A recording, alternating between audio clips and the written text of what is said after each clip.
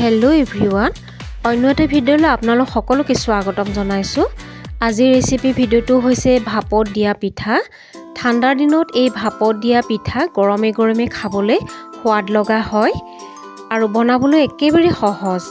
আৰু এই ভাপত দিয়া পিঠা হেল্ডিও হয়। আৰু এই ভাপত দিয়া পিঠা মই কেনেদৰে বনালোঁ বলক এতিয়া ভিডিঅ'টো আৰম্ভ কৰোঁ। প্ৰথমতে ভাত খোৱা চাউল 1 ঘণ্টামানৰ কাৰণে তিয়াই থৈ দিছিলোঁ। এতিয়া মিক্সাৰ জাৰত দি গ্ৰাইণ্ড কৰি পিঠাগুড়ি বনাই ল'ম। এতিয়া নাৰিকল এটা সৰু সৰুকৈ কাটি লৈ মিক্সাৰ জাৰত দি গ্ৰাইণ্ড কৰি ল'ম।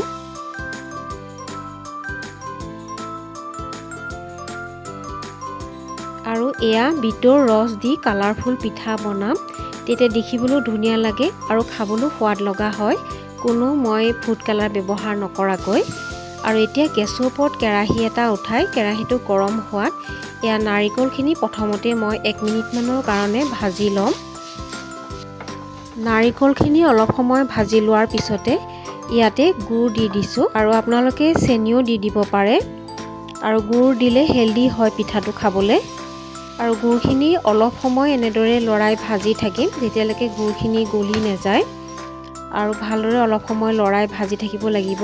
আৰু ইয়াতে ইলাইচি গুড়ি অকণমান দি দিছোঁ ফ্লেভাৰৰ কাৰণে, তেতিয়া পিঠাটো খাবলৈ টেষ্টিও হয়। এতিয়া 1 মিনিটমানৰ কাৰণে এনেদৰে ভাজি লৈ আমাৰ এতিয়া এইখিনি পুৰ ৰেডি হৈ গ'ল। এই পুৰখিনি এতিয়া ঠাণ্ডা হ'বৰ কাৰণে বেলেগ এটা প্লেটত উলিয়াই থ'ম। এতিয়া কালাৰফুল বিট ৰসৰ পুৰখিনি বনাবৰ কাৰণে এয়া গেছৰ ওপৰত কেৰাহী এটা উঠাই প্ৰথমতে নাৰিকলখিনি 1 মিনিটমানৰ কাৰণে ভাজি ল'ব লাগিব। তাৰপিছতে ইয়াতে মই এতিয়া চেনি দি দিম। চেনি দিলে ল'ৰা ছোৱালীয়ে খাই ভাল পায়। আৰু ইয়াতে চেনিখিনি গলি যোৱালৈকে অলপ সময় মই এয়া ভাজি ল'ম নাৰিকলখিনি। চেনি আৰু নাৰিকলখিনি অলপ সময় ভাজি লোৱাৰ পিছতে ইয়াতে বিটৰ ৰসখিনি দি দিছোঁ। বিটৰ ৰসখিনি দিয়াৰ পিছতো 1 মিনিটমান এনেদৰে ভালদৰে লৰাই এয়া ভাজি থাকিব লাগিব। এয়া বিটৰ ৰসটো চাওক ইমান ধুনীয়া হৈছে, কালাৰটো দেখিবলৈ খুব ধুনীয়া হয়। আৰু ইয়াতে ফ্লেভাৰৰ কাৰণে ইলাইচি গুড়ি অকণমান দি দিছোঁ। তাৰপিছতে ভালদৰে লৰাই অলপ সময় এই বিট ৰসখিনিও মই ভালদৰে ভাজি থাকিম। তাৰপিছতে আমাৰ এয়া বিট ৰসৰ পুৰখিনিও ৰেডি হৈ গ'ল। এতিয়া বাউল এটাত 2 কাপ পিঠাগুড়ি লৈ লৈছোঁ আৰু এচুকুত নিমখ দি দিম আৰু 1 চামুচ চেনি দি দিছোঁ।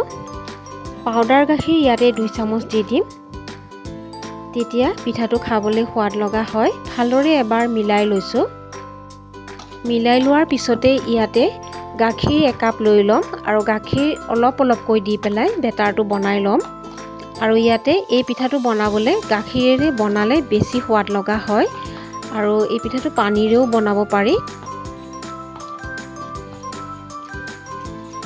আৰু অলপ অলপকৈ গাখীৰ দি পেলাই বেটাৰটো বনাই ল'ম। একেবাৰতে গাখীৰখিনি দি দিব নালাগে, নহ'লে পনীয়া হৈ যাব পাৰে। এয়া চাওক কনচিষ্টেঞ্চিটো এনেকুৱা হৈছে। এতিয়া মই 10 মিনিটৰ কাৰণে ঢাকি থৈ দিম। এতিয়া ভাজি থোৱা নাৰিকলৰ পুৰখিনিও ঠাণ্ডা হ'ল। আজি মই পিঠাকেইটা ষ্টীলৰ গ্লাছ আৰু চাহ খোৱা কাপতে বনাম। তাৰ কাৰণে নাৰিকলৰ পুৰখিনি দীঘলীয়াকৈ এনেকৈ টিপি টিপি বান্ধ খুৱাই লৈছোঁ।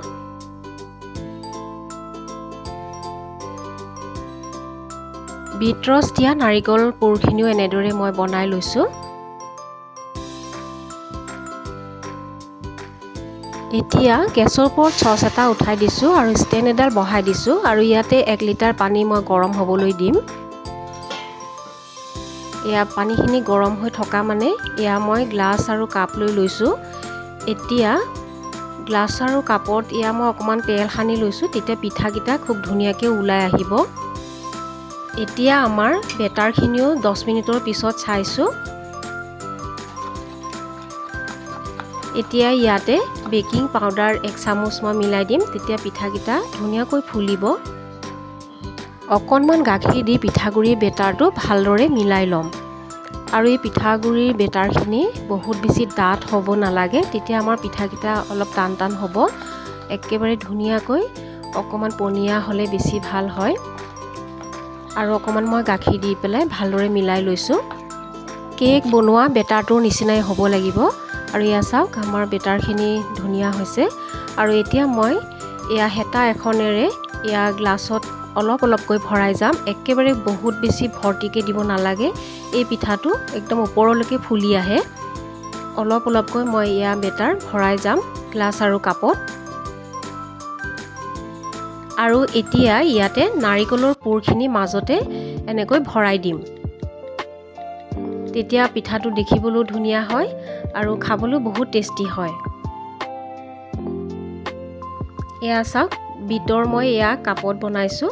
এনেকৈ মাজত ভৰাই দিলোঁ।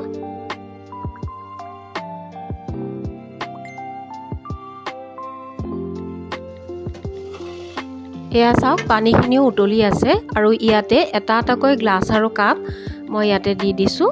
আৰু এয়া পিঠা 15 বা 20 মিনিট সময় লাগিব ভাপত সিজিবৰ কাৰণে। এয়া ঢাকনি মাৰি দি দিছোঁ।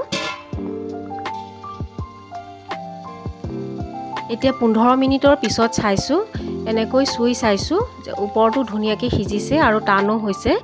এয়া মই নমাই থৈ দিলোঁ। আৰু অলপ ঠাণ্ডা হোৱাৰ পিছতে পিঠাকেইটা ধুনীয়াকৈ উলিয়াই ল'ম।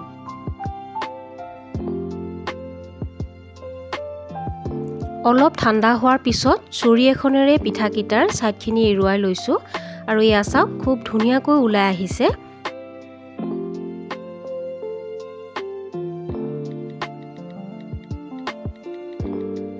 ঠাণ্ডাৰ দিনত ভাপত দিয়া পিঠা খাবলৈ বহুত ভাল লাগে। আৰু মই মাজে সময়ে এনেদৰে পিঠা বনাই থাকোঁ।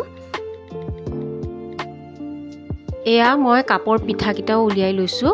আৰু এনেদৰে বিটৰ ৰস দি কালাৰফুল পিঠা বনালে পিঠাটো দেখিবলৈও ধুনীয়া হয় আৰু খাবলৈও বহুত সোৱাদ লগা হয়। আৰু এতিয়া মই পিঠাকেইটা এনেকৈ কাটি লৈছোঁ, তেতিয়া খাবলৈ সুবিধা হয়। গোটেইকেইটা পিঠা কাটি এনেদৰে মই প্লেট এখনত ধুনীয়াকৈ সজাই লৈছোঁ। আৰু এয়া পিঠা গৰম গৰম চাহৰ লগত খাবলৈ সঁচাকৈ বহুত বেছি ভাল লাগে। আৰু বনাবলৈ একেবাৰে সহজ। ভাপত দিয়া কাৰণে পিঠাটো হেল্ডিও হয় খাবলৈ। আৰু আজিৰ এই ৰেচিপিটো আপোনালোকৰ কেনেকুৱা লাগিলে? যদি ভাল লাগিলে তেতিয়াহ'লে লাইক এটা কৰিব আৰু মোৰ চেনেলটো ছাবস্ক্ৰাইব কৰিব।